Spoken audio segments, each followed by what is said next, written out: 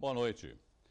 Walter Suman é o novo prefeito de Guarujá. Em disputa bem acirrada, o candidato do PSB venceu Raifa Hamad do PPS.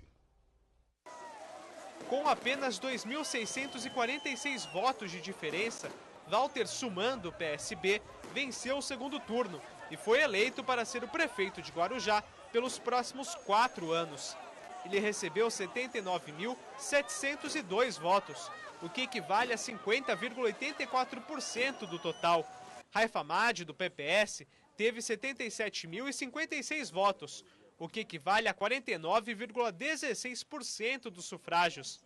Foram 50.874 abstenções, 4.955 votos em branco e 12.914 nulos. Se essa abstenção entrasse em jogo, acho que muita coisa poderia mudar no cenário político nessa eleição do segundo turno. A análise, quando se faz quem perdeu ou quem ganhou, atribui sempre C, né? Esse C não existe. Porque se todos fossem votar, poderíamos manter percentualmente a mesma coisa, 40 para lá, entendeu? E 40 e poucos para cá. No fundo, é sempre a alternativa de que, se todos fossem votar, eu ganharia a eleição. Não acredito que isso seja uma verdade. Eu acredito que, se todos fossem votar, seria um novo número. A tendência foi essa. É um regime de amostra, né? Você está fazendo uma amostragem do resultado, entendeu? A amostra foi exatamente essa. Ao todo, 12 urnas eletrônicas apresentaram problemas durante o processo. Exemplos de cidadania, mesmo de pessoas que não teriam mais obrigatoriedade com o pleito, foram comuns. É que eu gosto. É que eu gosto de votar. Eleitores com deficiência física não encontraram dificuldade para votar, como Wagner, na Escola Estadual Hugo Santos Silva, nas Astúrias. Eu sempre votei aqui foi sempre assim, foi bom. A acessibilidade foi muito boa sempre. Para falar mais sobre o assunto, nós recebemos o prefeito eleito de Guarujá, o médico Walter Suman. Doutor Walter, boa noite, obrigado por participar conosco, parabéns pela eleição, que foi muito acirrada, não é, doutor Walter? Nós acompanhamos, inclusive, na matéria, e havia até uma ligeira vantagem da candidata, pelo menos isso as pesquisas apontavam, né, até o dia da eleição. O que mudou? Foi uma surpresa para o senhor a eleição? Boa noite a todos. Foi a concretização de todo um trabalho que nós começamos a escrever, numa história de 30 anos como profissional em Guarujá, médico, e há 12 anos na vida pública. Eu sempre tenho dito que a minha campanha foi uma campanha bastante modesta, limitada em recursos, e obviamente nós contamos com pessoas que não são profissionais da política, são pessoas que estão fazendo a política mesmo por vocação. Nós esperamos a apuração com muita serenidade durante todo o domingo e graças a Deus conquistamos aí com êxito esse pleito eleitoral. E agora viramos a página das eleições. Agora é um grande desafio que nós temos pela frente, em que obviamente a comunhão de forças que a gente está conclamando toda a sociedade guarujaense, de Vicente Carvalho, que todos somem energia, que não existe mais o palanque, acabou. Os desafios, os maiores adversários agora são as mazelas sociais que assolam a cidade, o problema da saúde, a questão da educação, da segurança, da geração de emprego e renda, do fomento ao turismo. Esses sim são os nossos adversários. Por isso, fica aqui primeiro a minha gratidão aos 79.702 votos. Parabenizar a minha adversária, Raifa Hamad, pela forma como conduziu a sua campanha. Agora é um novo tempo, agora vamos governar, porque a expectativa, a esperança que nós plantamos no coração das pessoas é aquilo que nós queremos realizar.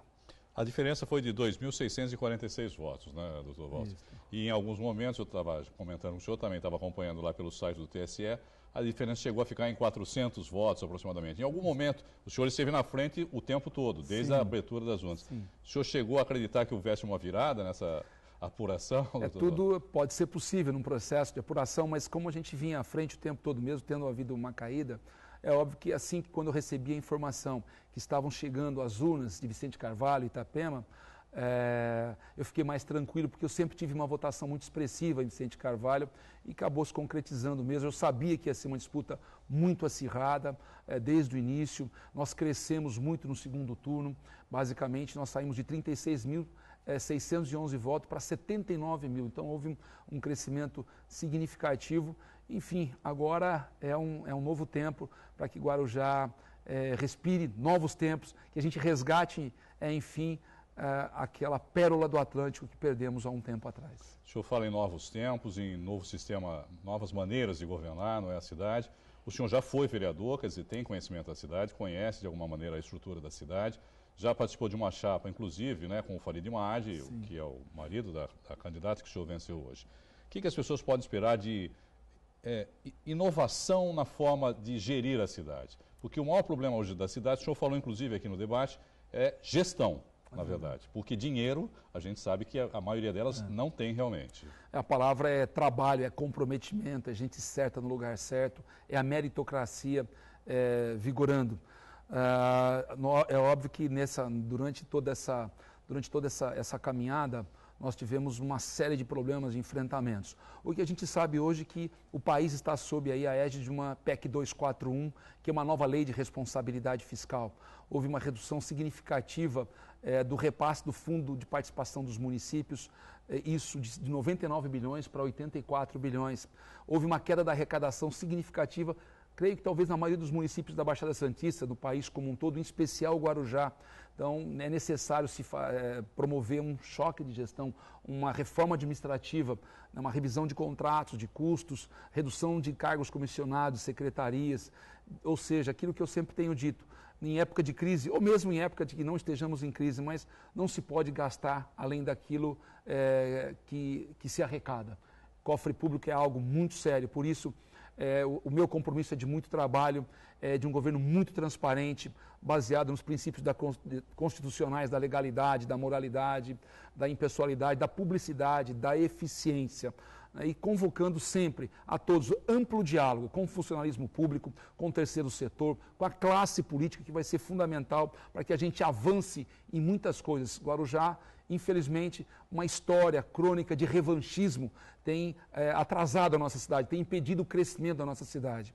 Como médico, Irineu, eu sempre digo que a raiva, o rancor, o ódio, a ira, a mágoa, o ressentimento é o veneno que nós bebemos achando que o outro é que vai morrer. Então isso está banido da história do Guarujá. Essa é uma página que nós finalizamos. Tem que ter amor a Vicente Carvalho, amor a Guarujá, convocar toda a sociedade que tem esse mesmo sentimento, porque a ansiedade da população que vislumbra o resgate da autoestima, do orgulho de se viver naquela terra que Deus nos deu por belezas maravilhosas, naturais, ela precisa ser buscada. E nós vamos trabalhar incansavelmente para que isso aconteça. Sr. Walter, o senhor é médico e a saúde é uma prioridade para a população. O que o senhor pretende fazer nessa área específica da cidade, na área da saúde?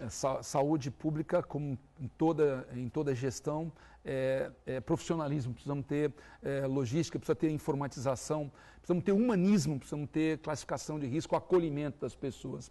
Hoje, num cômputo geral, a saúde pública ela é composta por um atendimento pré-hospitalar, um atendimento de urgência e emergência, um atendimento hoje de atenção básica da saúde, de programas de prevenção, e o cuidado que nós temos que ter sempre com o nosso único hospital, o Hospital Santo Amaro, o Hospital SUS da cidade. Então nós temos, e a deshospitalização também. Então existe uma série de projetos a curto, médio e longo prazo. Inicialmente, eu tenho dito que a nossa responsabilidade é tão grande. O gabinete do prefeito, entendeu, fica a 100 metros do principal ponto de muita angústia das pessoas, que é o Panda Rodoviária. O Panda Rodoviária vai ser, sim, uma extensão do nosso gabinete. A gente tem que ter um cuidado muito especial. Em sendo médico, eu vivenciei ao longo de todos esses anos a dor humana. Nós vamos estar atentos àquilo que poderá ser feito de maneira mais rápida possível, né, dentro da saúde, em especial urgência e emergência, na questão hospitalar e na questão da prevenção em saúde pública. Quais são os outros maiores desafios que o senhor vê na sua administração a partir do próximo ano? Geração de emprego e renda, isso é uma ansiedade grande. Hoje temos uma massa de jovens chegando, tentando se preparar para o mercado. Nós temos que disponibilizar a qualificação, capacitação dessa mão de obra e abrir espaços de trabalho para essa juventude que está vindo e também aquelas pessoas que não têm emprego. Uma massa de mais de 30 mil pessoas, geralmente na idade aí de 19 a 27 anos, estão desempregados. Perdemos quase 13 mil postos de trabalho na construção civil, na questão de serviços, na portuária, na questão da hotelaria. Então nós temos um grande potencial que é o turismo na cidade. Nós vamos ter que fomentar o turismo, gente competente à frente dessa importante pasta, para que a gente sabe que a grande mola propulsora, a locomotiva para abrir caminhos, obviamente junto com a segurança necessária. Você não tem um turismo de qualidade se não tiver segurança. Uma coisa está atrelada à outra. Com certeza, isso nós vamos buscar, temos a parceria, o compromisso do vice-governador do Estado, dos políticos que representam a Baixada Santista hoje e que obtiveram votos em nossa cidade através de emendas parlamentares. Temos alguns compromissos assumidos por alguns parlamentares e nós iremos sim fazer lá, bater de porta em porta os deputados federais, estaduais que representam a Baixada e outros que tiveram voto, para que através de emendas, porque Irineu, hoje, com a falta de recursos para investimento, nós temos que abrir os braços para a parceria público-privada em nossa cidade, para projetos, buscar projeto, emenda parlamentar e fazer a nossa parte, que é o enxugamento da máquina administrativa e promover sempre um pacto, um diálogo amplo, constante com a sociedade, com o funcionalismo público, com os clubes de servir, igrejas, enfim, para que a gente possa viver esses novos tempos de esperança positiva. Como o senhor citou aí, o vice-governador Márcio França é do seu partido, é presidente do partido, e o governador do Estado, o Geraldo Alckmin, é do PSDB, e o Gilberto Benzi apoiou o senhor nesse segundo turno, que era o candidato do PSDB. Isso facilita de alguma maneira essa administração e o fato também de que o PSDB elegeu 7 prefeitos na região metropolitana, mais o vice-prefeito lá em São Vicente, para que tenhamos daqui para frente resoluções efetivamente metropolitanas, porque eu fico sempre com a sensação de que a região metropolitana até hoje não saiu do papel. Isso facilita, doutor Walter? Eu, enquanto vereador, eu lutei muito para a implantação da União dos Vereadores da Baixada Santista, a UVEBS. Quero aqui nesse momento aproveitar a oportunidade também para ratificar a importância que foi a vinda do PSDB, através do vereador Gilberto Benzi, do PCdoB, Sidney Aranha, do PV, Rogério Lima Neto e outros partidos que somaram essa força conosco. É óbvio que o governador vai ter que ter tem e terá que ter uma atenção muito especial pelo volume de prefeitos que representam o partido hoje.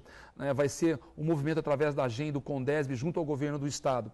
E teremos logo o vice-governador Márcio França também durante um período à frente da pasta e, obviamente, terá todo um trabalho aí à frente para que possamos elegê-lo governador do Estado. Historicamente, a gente tem visto que governadores que representavam regiões prosperaram. O Alckmin, a região lá da questão do Vale do Paraíba, São José dos Campos, na época do Quércia, Campinas, então foram regiões que prosperaram. A gente sabe que enquanto vereador ou gestor, o olhar tem que ser universal, mas obviamente a região metropolitana precisa desse carinho, precisa dessa atenção e reunir todas as forças políticas que nós temos através da UVEBS, da agenda, do Condesb, um diálogo constante entre todos os prefeitos, porque a solução metropolitana, os nossos problemas são muito comuns na área da saúde e da educação, que nós possamos juntos, com boa vontade, resolvê-los. Uma interligação seca, seja ele ponte, túnel, como se fala, ajudaria no desenvolvimento do Guarujá ou isso não interfere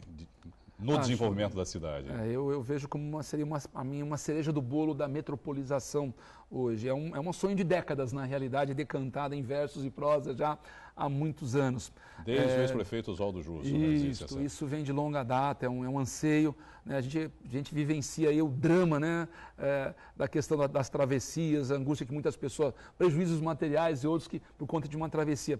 Isso é uma expectativa de toda a região metropolitana. Com certeza vai ganhar o distrito de Vicente Carvalho, que vai ter um carinho muito especial da nossa parte, que historicamente, infelizmente, foi abandonado aí por muitos anos. Então, o Itapema, com 160 mil habitantes, vai ter sim toda a nossa atenção muito especial e, obviamente, toda a hora. Então, vai ter essa interação e é importantíssimo. Essa ligação seca e outras soluções metropolitanas nós vamos estar debatendo nos fóruns necessários para que a gente busque soluções comuns a toda a região metropolitana.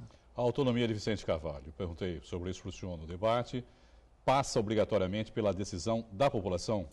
Eles é que devem decidir isso, se eles querem ou não permanecer? Sim, é uma participação importante. É um anseio já também de muitas décadas de pessoas que vivenciam o Itapema, são 160 mil habitantes. Nós temos que ter um estudo, tem que monitorar toda a população de informações dos prós e contras do que isso pode acontecer, da questão legislativa, da questão de regulamentação federal. Então, qualquer decisão passa, a meu ver, sim, pelo desejo da população, desde que, obviamente, essa população esteja devidamente informada sobre os prós e os contras dessa emancipação também muito sonhada. Então, é importante ouvir, levar especialistas, dialogar constantemente. Esse momento que nós estamos vivendo no país é um momento crítico dos municípios hoje no país. Nesse momento, creio que essa discussão talvez não seja oportuna. Precisamos sair dessa crise, o país precisa sair dessa crise. Enquanto isso não acontece, o que compete a nós é governar a cidade, buscar as prioridades,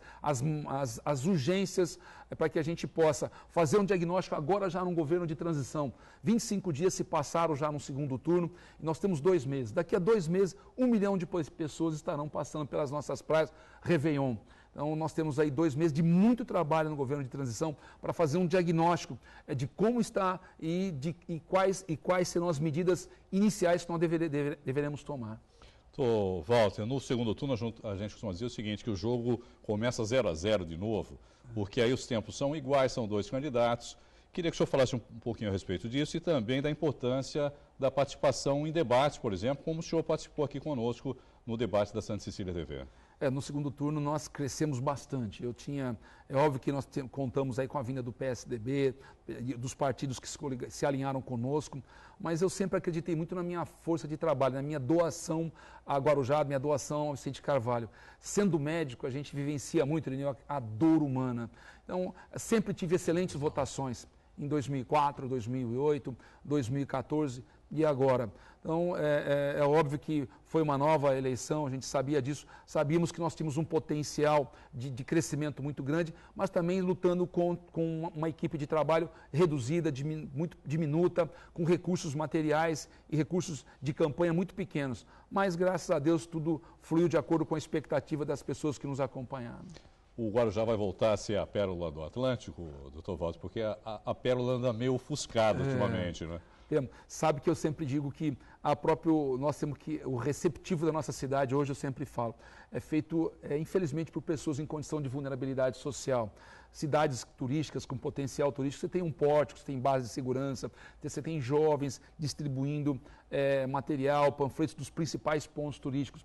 Infelizmente, são pessoas que estão ali em condição de vulnerabilidade, pessoas mendigos, sofrendo, e nós temos que cuidar dessas pessoas. Nós temos que dar uma cara nova. Aquele luminoso que tinha muitos anos atrás, relaxe, você está no Guarujá, nós temos que buscar este voto, Irineu. Tenho certeza que nós iremos conseguir. Doutor Walter, parabéns pela sua eleição, obrigado por participar conosco. Queria que o senhor deixasse uma última palavra aí para os seus eleitores lá no Guarujá. Sim, agradecer ao Grupo Santa Cecília, uma maravilhosa acolhida que vocês tiveram conosco. A importância dos debates foram essenciais nessa caminhada, né, complementando a pergunta. Deixar aqui minha gratidão mais uma vez a todos os meus eleitores e conclamar a população de Guarujá e Vicente Carvalho a essa comunhão de forças, a todos os segmentos da sociedade, a classe política como um todo, para que juntos nós busquemos resgatar aquilo que o Irineu falou, buscar de volta a pérola, né, que nós vamos fazer assim brilhar novamente na cidade. Vou trabalhar incansavelmente para isso. Obrigado mais uma vez e uma boa noite, viu, doutor Walter? Obrigado. A apresentação de um grupo de teatro terminou em confusão na noite desse domingo em Santos. Policiais militares interromperam o espetáculo e o diretor do grupo foi preso. O grupo Trupe Olho da Rua se apresentava na Praça dos Andradas, no centro de Santos, por volta das 6h30 da noite. Os atores encenavam a peça Blitz, o Império que Nunca Dorme, uma crítica humorística à polícia e aos jovens da periferia mortos pela instituição. Essas imagens de celular gravadas por uma pessoa que estava assistindo mostram os PMs interrompendo a apresentação. Eles também apreenderam material de produção, como um carro de som e o cenário usado. O diretor do grupo, Caio Martinez, foi algemado e encaminhado ao primeiro DP da cidade. Chegaram sem conseguir alegar um motivo claro pela interrupção do espetáculo e sim demonstrando um descontentamento e uma relação muito passional com o que a gente estava fazendo. Eles estavam muito nervosos com a crítica que a gente estava fazendo sobre a polícia militar e chegaram parando o espetáculo, alguns empunhando armas. No segundo momento, tomaram alguns celulares da plateia, pediram para apagar as imagens que estavam sendo gravadas do abuso que eles estavam cometendo, ameaçaram de processar as pessoas que veiculassem a imagem e me deram voz de prisão sem formular o porquê eu estava sendo detido. O grupo existe há 15 anos e já tinha apresentado essa mesma peça 20 vezes em vários espaços públicos e praças de Santos. A apresentação, inclusive, tem o apoio do governo do estado. Para eles, o que incomodou foi o tema do espetáculo. A partir do momento que a gente vive num país, num estado democrático de direito, onde a polícia militar se sente no direito de dizer o que um artista deve ou não dizer, questão de termos conceituais de um espetáculo, há algum problema nisso aí. Então, assim, isso foi muito bem claro. O que incomodou ali foi o tema do espetáculo. O diretor acredita que a ação da polícia aconteceu por causa de um decreto municipal de 2014 que está sendo implantado na prática há 2 semanas. A lei determina que apresentações em espaços públicos aconteçam para um público a partir de 100 pessoas. Criando um grande entrave burocrático de 45 dias de permissão, com 4, 5 ofícios a serem encaminhados, e no final eles dão a permissão de você poder ou não fazer. A Constituição garante o nosso direito de fazer.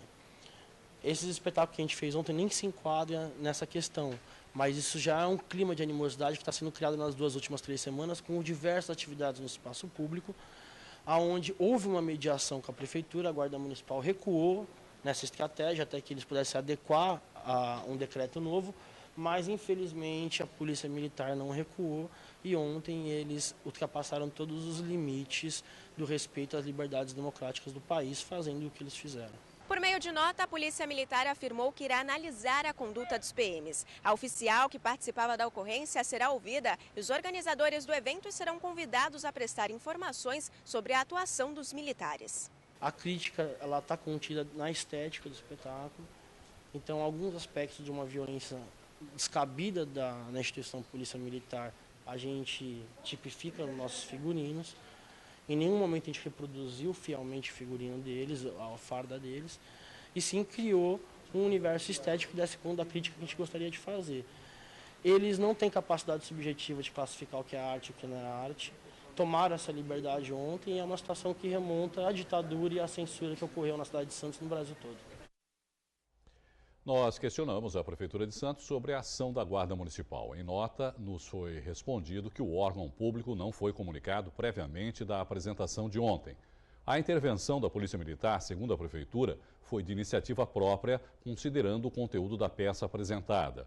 A administração municipal compreende a importância das crescentes manifestações culturais em praças públicas e sua preocupação é apenas com a segurança e conforto do público. A Prefeitura dispõe-se a manter reuniões com os movimentos culturais e as forças policiais, visando assegurar a livre manifestação cultural e a preservação da segurança. Você viu aqui no Caderno Regional o alerta sobre a ressaca que atingiu a região no fim de semana. Pelo menos 5 metros da mureta da praia foram destruídos, ruas ficaram alagadas e os canais assoreados. Hoje foi dia de contabilizar os estragos e começar os trabalhos de recuperação, que, segundo a Prefeitura, devem durar 1 mês. Elas mal foram reconstruídas e já estão quebradas de novo. Mas, segundo o secretário municipal de Serviços Públicos, dessa vez a destruição das muretas já estava prevista e faz parte de um estudo. Nós reforçamos com concreto armado todas as colunas, vigas inferiores e vigas superiores. As placas do meio, as placas com bolinha, que são os elementos vazados, elas foram argamassadas já para nos dar o diagnóstico preciso de onde a gente precisa reforçar na faixa de areia com mais pedras. Então, algumas placas que caíram foi feito de forma propositada, mas vai ficar como uma área de sacrifício, porque se vier uma maré mais forte, a primeira coisa a ser prejudicada vão ser essas placas que são de fase de reposição.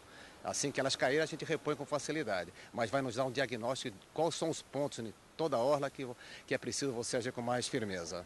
A Prefeitura não vai gastar mais para reconstruir as muretas, porque isso já estava previsto no contrato. Já as calçadas, essas vão precisar de uma nova licitação. Nessa última ressaca, as calçadas tiveram um prejuízo muito maior.